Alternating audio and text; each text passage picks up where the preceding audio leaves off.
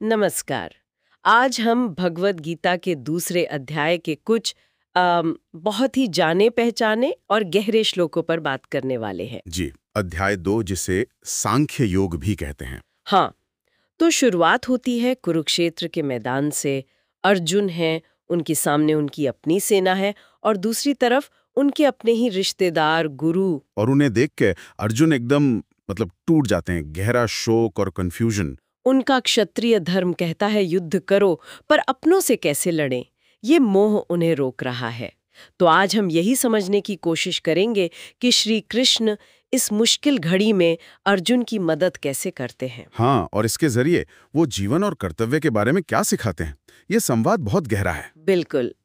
तो अर्जुन की हालत इतनी खराब है कि वो श्लोक 2.7 में खुद को कार्पण्य दोषोपहत स्वभावः कहते हैं। मतलब दया की वजह से मेरा स्वभाव कमजोर पड़ गया है। और धर्म समूढ़ चेता भी, कर्तव्य क्या है ये समझ नहीं आ रहा। और वो फिर पूरी तरह सरेंडर कर देते हैं, मार्गदर्शन मांगते हैं और साफ कह देते हैं, न योत्स्य, मैं युद्ध नहीं करूंगा।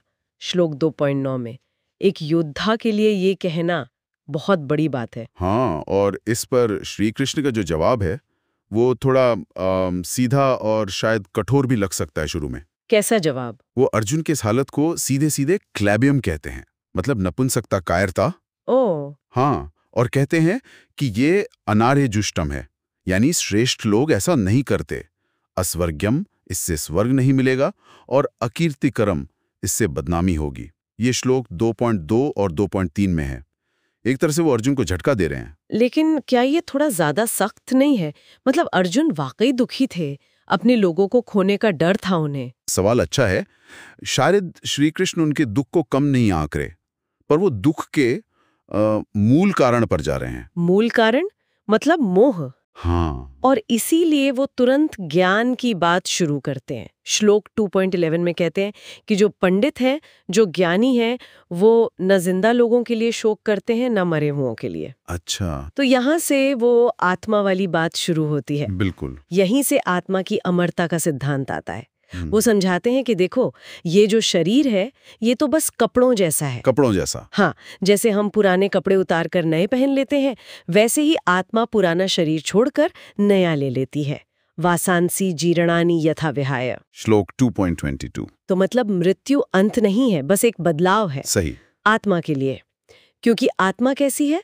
श्लोक 2.20 में कहा है, न जायते म्रियते वा कदाचन। ये न कभी पैदा होती है, न कभी मरती है। अजन्मा, नित्य, शाश्वत। हाँ, पुरातन। शरीर मर भी जाए, आत्मा नहीं मरती।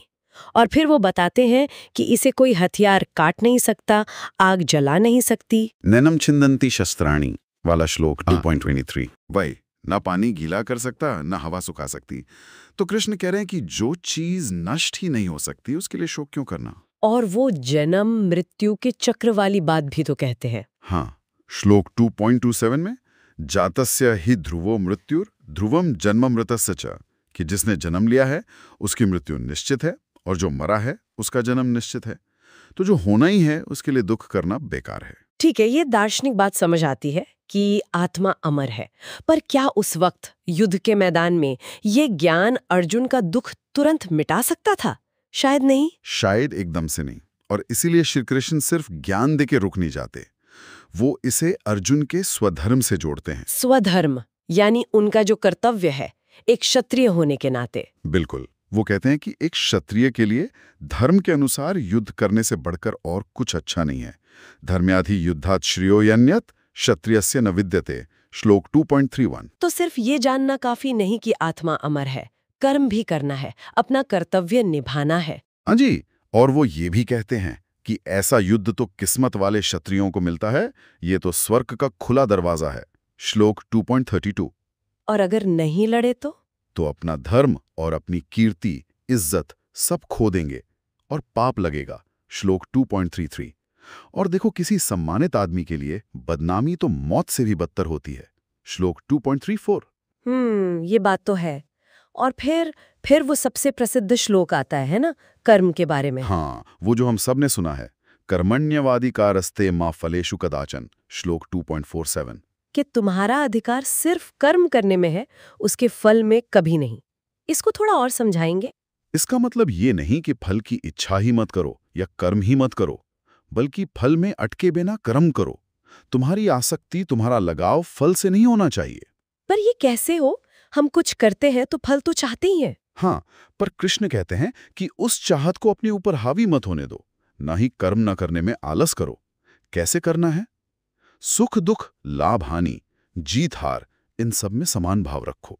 संभाव। हाँ, यही समभाव योग है। समत्वम योगः उच्यते, श्लोक 2.48। फल की चिंता किए बिना अपना बेस्ट हो, बस। तो अर्जुन के लिए इसका मतलब था कि वो युद्ध के नतीजे कि कौन मरेगा, पाप लगेगा या पुण्य, इसकी चिंता छोड़कर सिर्फ अपना क्षत्रिय धर्म निभाएं। एकदम सही। अपना कर्तव्य करें, संभाव से। यही उनकी दुविधा का हल था। तो हमने देखा कि कैसे श्री कृष्ण ने अर्जुन के गहरे दुख का सामना करने के लिए पहले आत्मा के ज्ञान का आधार दिया, फिर उन्हें उनके कर्तव्य की याद दिलाई और फिर कर्म करने का सही तरीका बताया, बिना फल की चिंता के, संभाव से। हाँ, मतलब शरीर नश्वर है, आत्मा अमर है और अपना कर्तव्य निभाना सबसे जरूरी है, वो भी बिना किसी अटैचमेंट के। और इसके बाद गीता में स्थितप्रज्ञ की बात आती है ना? वो व्यक्ति जिसकी बुद्धि स्थिर हो गई है। जी। श्लोक 2.54 से अर्जुन पूछते हैं कि ऐसे इंसान के लक्षण क्या हैं, वो कैसे चलता फिरता बोलता है। और यहाँ एक सोचने वाली बात ये निकलती है कि ये जो कर्म योग का रास्ता कृष्णा ने बताया, फल में अनासक्ति और समत्व, ये आखिर उस स्थितप्रज्ञ अवस्था तक इंसान को कैसे ले जाता है? मतलब ये अभ्यास कैसे बुद्धि को स्थिर और शांत बना देता है? हाँ, ये कनेक्शन कैसे बनता है? ये अपने आप में एक और गहरी खोज का विषय हो सकता है।